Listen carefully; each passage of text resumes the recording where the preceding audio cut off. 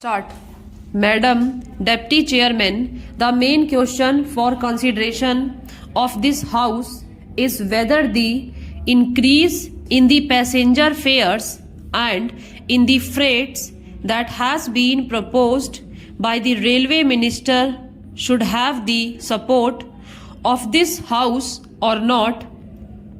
I have been listening with some interest to the speeches so far made, and they are all unanimous on one point, namely that there should be no increase, particularly so far as the second class passengers are concerned. What we have to decide at present is that those friends who have emphasized their opposition to this levy has also said that in view of our developing economy, in view of our developing industrialization, in view of the fact that there is a greater demand for passenger traffic as well as goods traffic, we have to develop our railway station. We have to see that we increase our lines. We have also to see that we double our lines. We have also to see that the production of the locomotives, wagons and coaches is increased with greater rapidity. Otherwise, we will not be able to meet the demand of the developing economy. It is also agreed that according to the recommendations of the Pay Commission, we all feel that our workers, our laborers are entitled to DA, which will be to the tune of rupees 12 crores. There are no two opinions about it. It is also demanded that so far as amenities to the workers are concerned, regarding their privileges and concessions or the repairs to the stock are concerned, there is very urgent need that we should see that our workers do not strain themselves. An engine driver should not be asked to do work for more than 12 hours. Similarly, others in the railways should also have further concessions so far as leisure, rest and leave are concerned. It is also agreed and it has been emphatically stressed on all hands that the second class passengers are not getting amenities which they should get. The greater position of the income comes from the second class passengers, and the position is that they are not getting their dues by way of rest and comfort which are necessary for them. I appreciate that effort is being made that so far as sleeping accommodation and provision of fans to the second class passengers are concerned, something is being done, but this does not touch even the fringe of the problem.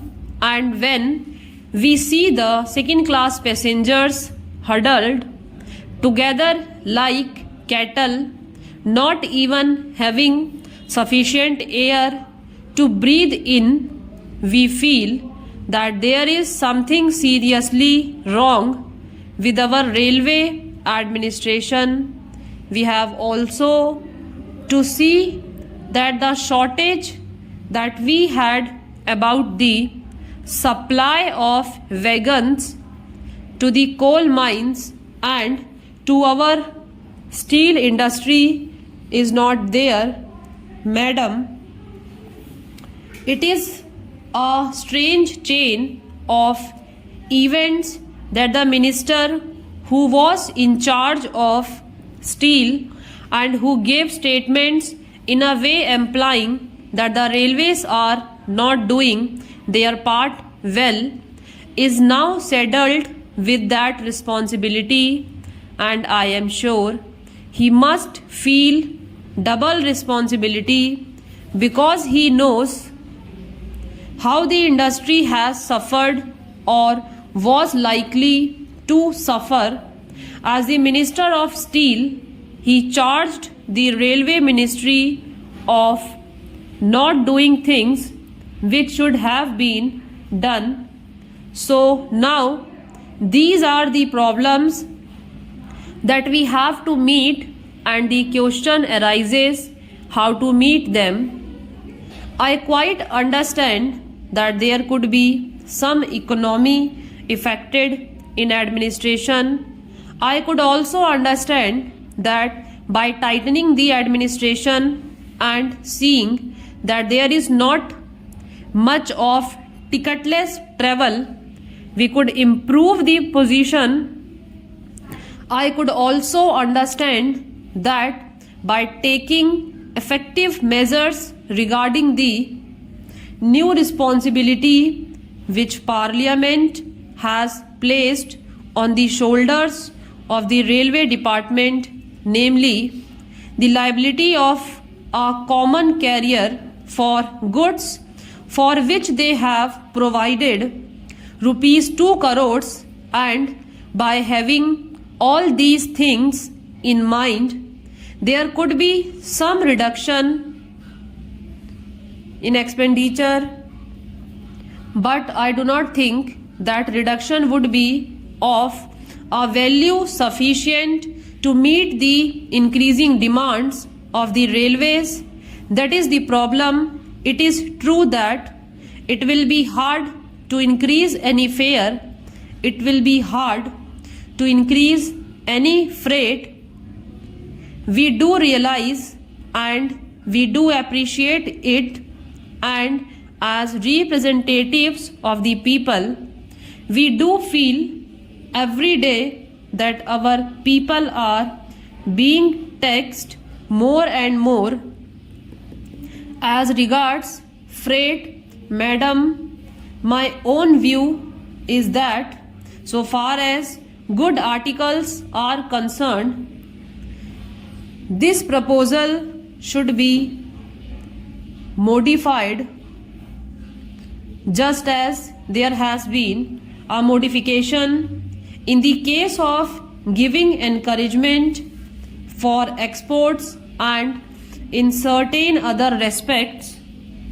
Similarly, I feel that so far as food articles are concerned, the proposal should be modified, and on the other thing, these freights may continue as proposed. In this way, the danger that has been pointed out by honorable members, and to a certain extent correctly, that if the prices of food articles go up, that would create difficulty, would be avoided.